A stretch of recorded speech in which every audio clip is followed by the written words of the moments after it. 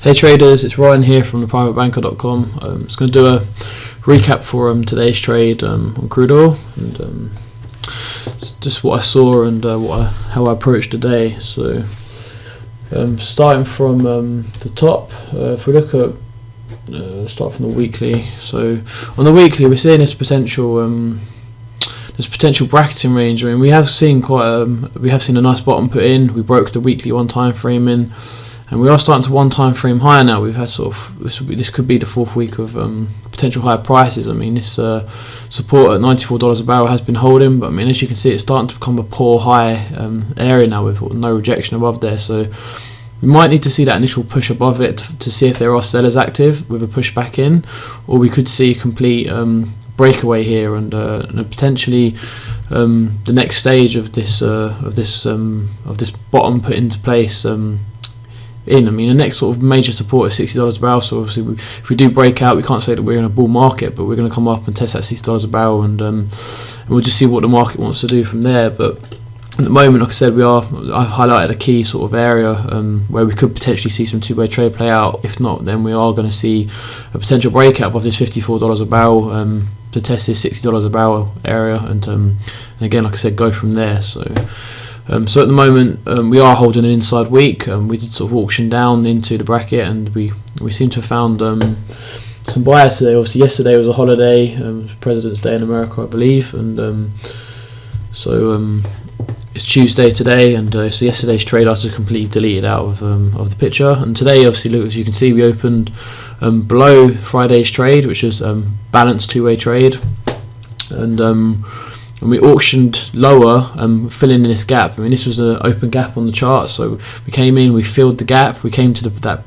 previous point of control there at 50.80, and there was actually some sort of fine details to look at here that I was sort of looking at, and a couple of people I know will be looking at this as well. I mean, we sort of see these poor bottoms put into play. I mean, these poor bottoms, especially on the Globex and the RTH, I mean, normally they don't get left. And as you can see, there was some sort of passive cap in here on this day, and which I believe was, this was Friday. And all we did today is we came back and just cleaned up that low, and then we continued to do business. So, I mean, off of the open, the first sort of thing to do was potentially to come clean up that low, and that's what the market did. The market came back, they cleaned up that low, and then we continued to see the auction process unfold. So also off the open, we see that initial move down, we saw that break away from that previous day's range and balance. So obviously with this type of market, you want to go with the breakout, and obviously for the gap fill and the targets, that's sort of 50.80. So that was the initial trade. So off the open, we see rejection, we see sellers hitting the bid, and we auctioned outside of the previous day's range. So this is showing us that we're seeing price expiration, we're seeing a selling imbalance, and we would already start to see a selling imbalance on the Globex session. Let me just quickly show you that. So we'd already seen the Globex. I mean, this is the open here, and we can see that off the open, we'd already seen an imbalance, and off the open, we just see them responsive sellers. So again, in them scenarios, you just want to trade with the market. So if you didn't just trade with the market, it's quite hard to just come in and just hit the bid on these on these trades. So if you didn't and you're looking for confidence, I mean, there's this sort of this perfect pullback to Vwap on time change in B. We'd already had that strong opening with just an open drive. And like I said, we see price locked outside the previous day's range. So obviously the entry locations off of Vwap, stop inside the previous day's range, and obviously the target being that 50.80 area, which got hit at 50.81. So I mean, it was pretty much to a tick. But obviously there was some other things to look at here. I mean, we just basically see a rotation from that half standard deviation, 1.5 standard deviation on the month, all the way to the VPUC on the month, and this month's VWAP. I mean, I was expecting potentially a breakdown here and an auction down to this sort of $50 a barrel, but the market got capped here, and we just see this.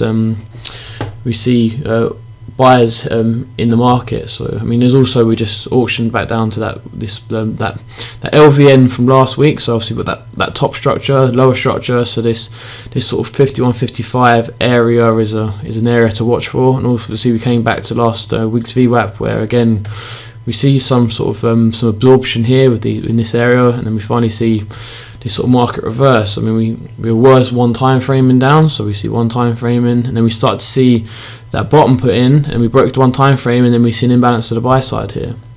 And I mean, what this does look like at the moment, I mean, obviously we have contract rollover. It's the 17th today, so we start to have that contract rollover. I mean, you can see here that we're trading on the front month at the moment. We are trading 4,000, and the next forward month is trading 3,000. So we're very, very close to contract rollover here on going into the next month, which I believe, let me just triple check.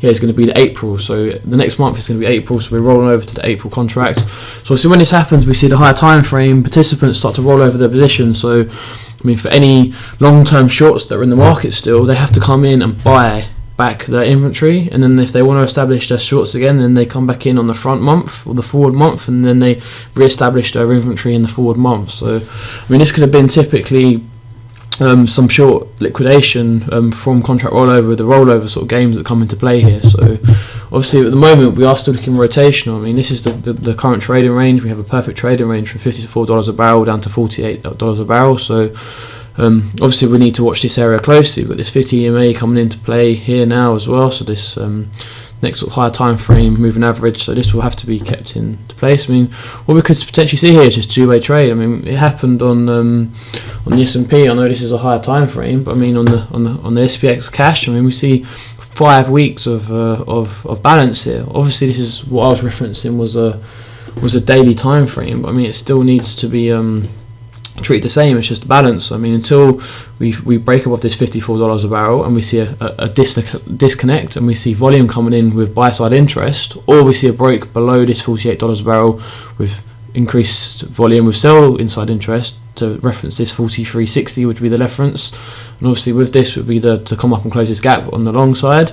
But until we see that breakaway, then obviously you just want to fade the extremes. You want to sell the highs, you want to buy lows until we see that next change and directional move in the market. So that's just what I'm currently looking at with crude oil. I mean, we are still looking pretty rotational here, but I mean, we are starting to see some buy side interest in the market. I mean, the yearly developing value is starting to skew to the buy side. We're starting to reference that Vwap, and now we're starting to reference that first standard deviation on the year. And you can see here we're very rotational on the year now. We just have a balanced rotational profile on the year. So whatever way we break away from this balance is most likely going to be the next directional move here. So that's just obviously something else to keep an eye on here moving forward and track. So what I did on the day is I went with the breakaway from value off of the open, and with targets filled into this very, very distinct area. I mean, that point of control from